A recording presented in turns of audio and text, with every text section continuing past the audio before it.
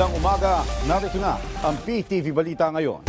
Pinagpapaliwanag ng Department of Energy at ng Energy Regulatory Commission ng National Grid Corporation of the Philippines dahil sa pagkawalan ng supply ng kuryente sa ilang lugar sa Luzon at Visayas simula pa noong Martes. Ayon kay Energy Secretary Sharon Garin, layon lang nitong matiyak na matatag ang power supply, maprotektahan ang mga consumer at matukoy ang pananagutan sa power sector.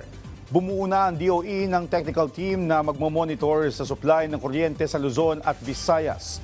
Kahapon lang, isinailalim sa red alert status ang Luzon Grid mula alas 3 ng hapon hanggang alas 10 ng gabi dahil kapos ang supply ng kuryente.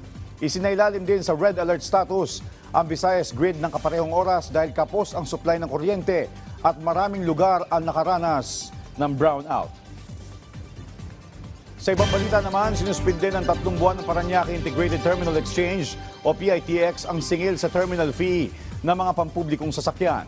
Ayon kay Transportation Secretary Banoy Lopez, alinsunod ito sa direktiba ni Pangulong Ferdinand R. Marcos Jr.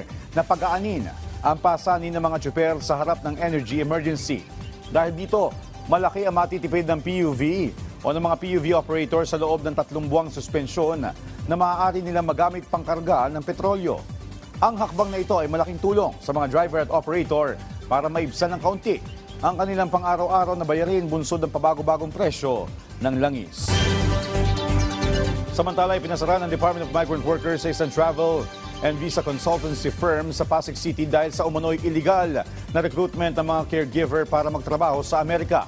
Ayon kay DMW Undersecretary Bernard Olalia, ipinasara nila ang State 101 Travel Consultancy matapos makumpirmang nangongolekta ito ng recruitment fee sa mga aplikante. Una na nagreklamo sa DMW ang mga aplikante na humingi ng 90,000 hanggang 150,000 pesos ang State 101 Travel Consultancy para daw magkaroon sila ng trabaho sa Amerika na may buwan ng sahod na $1,800. Libreng bahay at pagkain. Sinabi ni Olalia na lehitimong travel agency ang kumpanya, ngunit wala silang permisong mangalap ng mga manggagawa para magtrabaho sa ibang bansa. At yan ang mga balita sa oras na ito. Para sa iba pang updates, i-follow at ilike kami sa aming social media platform sa @PTVPH. Ako po si Joshua Garcia para sa Pambansang TV sa Bagong Pilipinas.